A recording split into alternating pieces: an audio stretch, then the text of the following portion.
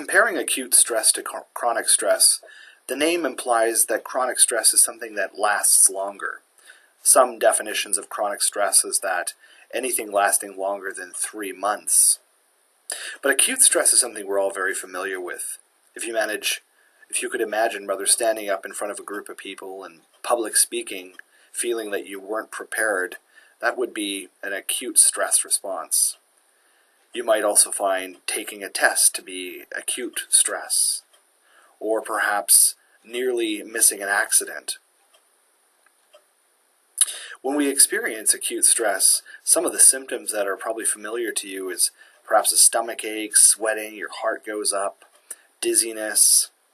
But generally after the event is gone, this settles back down. We return back to homeostasis, or the normal rate of our physiology. Chronic stress, on the other hand, is something that hasn't been resolved. Maybe it's something that happened to you as a child or as an adult. But these feelings or thoughts about the event, even though the event itself is long gone, they remain with us, continuing to keep our physiology at a high level. Chronic stress causes problems such as high blood pressure, heart disease, diabetes, and often leads to people getting into addictive behaviors to try to mitigate or decrease these feelings or symptoms related to chronic stress. Things such, again, as chronic muscle tension, or just overall feelings of not being well. If you're ready, move to the next slide. In this image here, we get a clear picture of what chronic stress looks like. We can see that stress levels start to rise. Our stress response, which we'll talk about on the next slide, starts to go up, meaning our heart rate raises, our blood pressure goes up. And what should happen with most stressful situations is that dotted line should come into play. The stress goes away and we start to return back to normal. But you see, with chronic stress, it just doesn't come back down. For whatever reason, the unresolved issues do not permit the stress response from coming back down. While the stress response, which is essentially a flooding of hormones, causes these effects such as your heart rate going up and your muscles to tense, many of these stress responses don't necessarily come from anything that we actually physically experience. In other words, the stress response isn't necessarily caused by us running away from something or fighting something. So the fight or flight response then, or the stress response, for the most part, for most of us, comes from something mental, something we think about. And if we all were to just take a second and think about something very stressful that happened to you in your life, you could actually just recreate it in your body exactly as it happened. So what happens in the stress response? There's a thought which occurs in the brain. It then will stimulate a part of the brain called the hypothalamus, which releases hormones to connect to the pituitary gland, the front of it known as the anterior pituitary, which then releases hormones to stimulate the adrenal cortex, those little hats or those little glands sitting on top of the kidneys. And they, in turn, produce cortisol. And it's cortisol that causes many of these effects that we see.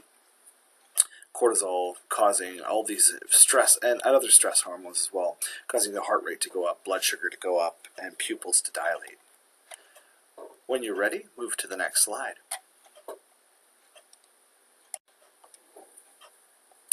One of the negative effects, the significant negative effects on the brain as it relates to chronic stress, so stress that's again unresolved, is that two major areas actually start to shrink down. And that is the prefrontal cortex, which is responsible for high-level functioning, like when you need to use your brain to complete complex tasks. That begins to shut down with chronic stress. Also the hippocampus, which is this part of the brain we'll see again in another slide, responsible for converting short-term memory to long-term memory. So we have memory issues also with chronic stress. And then another thing we see is the amygdala, which is a part of the brain responsible for anger and aggression and rage. This is very much related to the fight or flight part of the stress response? Well, it actually grows because it's being stimulated so often. When you're ready, move to the next slide.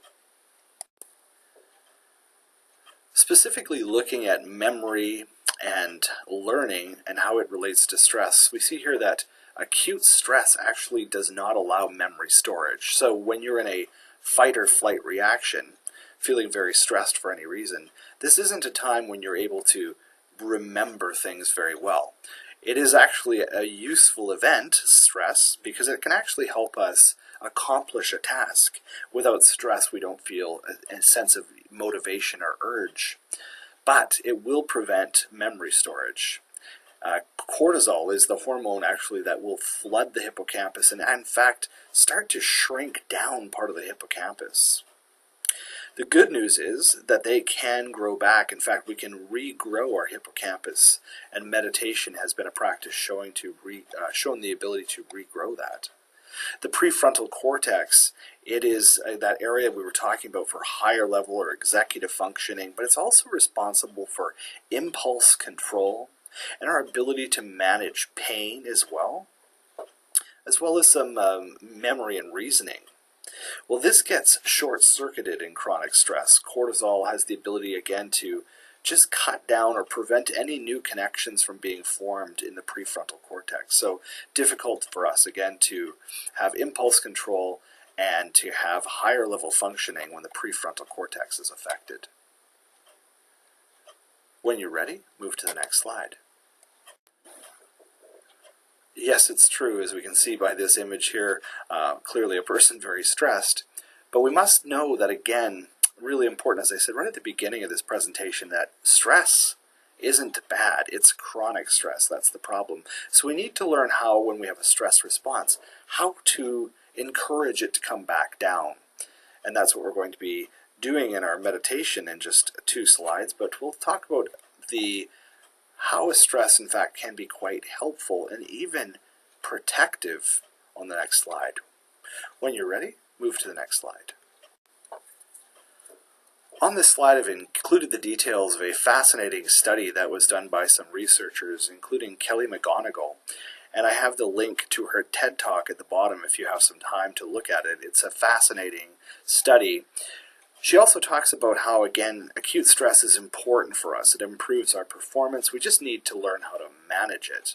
So here's a study that found that of the people who had died, this is a long-term study, and they found the people who had died during this study, they'd asked them to rate their levels of stress.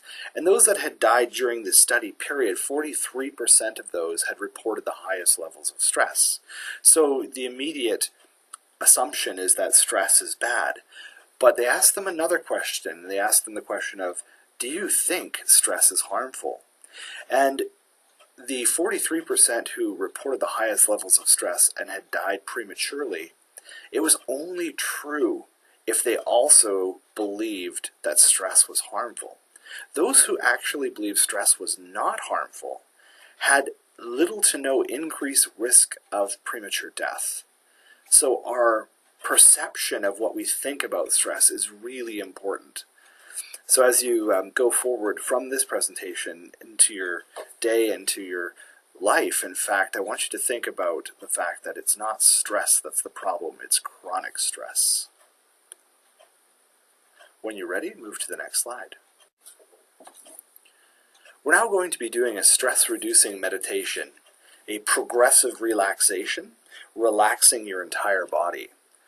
With this meditation, we're going to start with a kind of breathing known as 4-2-6 breathing.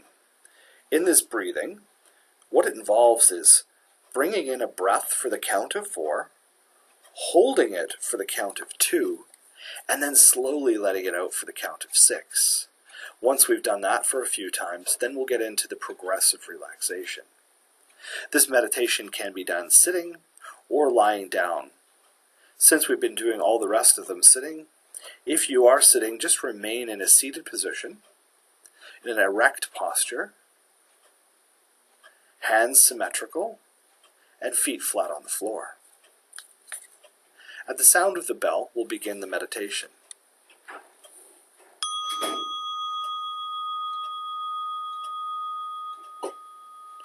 Begin by focusing on your breathing. Think about taking a breath in through the nose for the count of 4, holding your breath for the count of 2, and slowly exhaling the breath through a pursed lip or almost the shape of a straw for the count of 6, so you slowly let it out. Notice that your exhalation is longer than your inhalation. Repeat that a few more times at your own pace.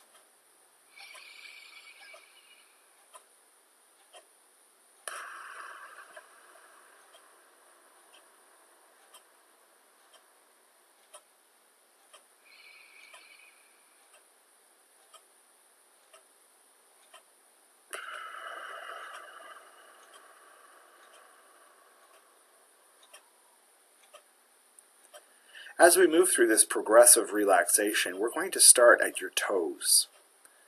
I'd like you to take a breath in as you scrunch your toes up, holding for the count of 2. And as you let your toes go, exhale for the count of 6.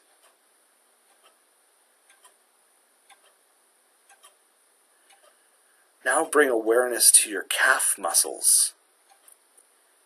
As you inhale through the nose for the count of 4, squish your calf muscles by pointing your toes, hold for the count of 2.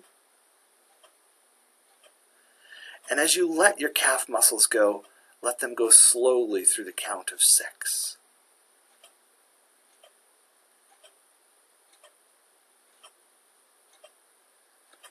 Bring your awareness to your quadricep muscles on the front of your thigh. Begin to tighten your quadriceps as you inhale for the count of 4. Hold for the count of 2. Let go completely of your quadriceps muscles for the count of 6.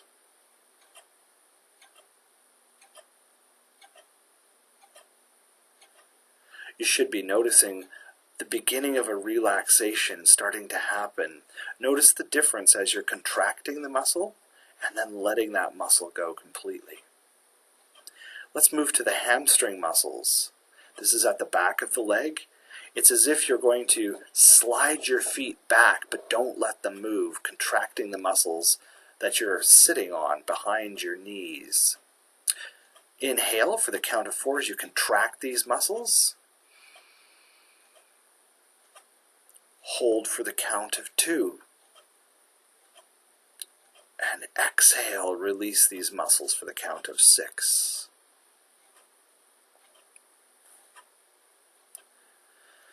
Let's move now to your abdomen or your tummy.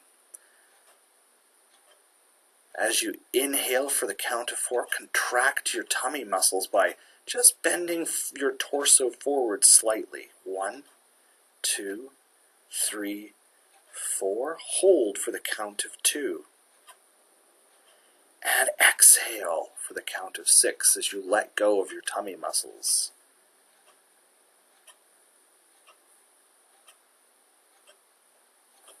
We're now going to move up to your upper shoulder muscles. As you inhale for the count of 4, raise your shoulders up towards your ears. Hold for the count of 2. And as you let go of that breath, allow those shoulders to come down and notice the difference in tension.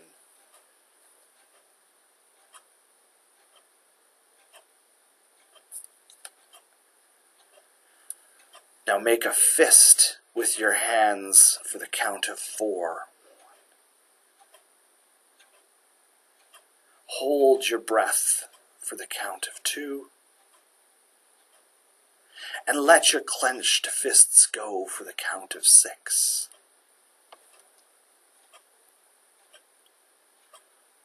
Finally, gently clench your jaw for the count of 4. Hold your breath for 2. and let the air out for the count of 6.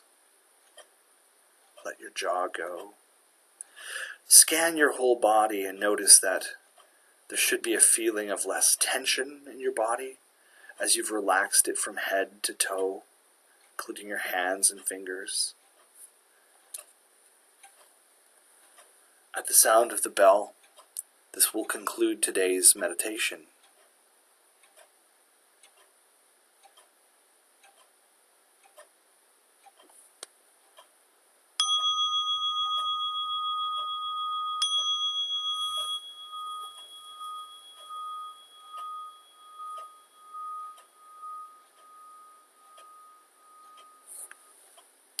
Thank you for joining me for day 6 on stress and how to manage it. Look forward to seeing you tomorrow for day 7.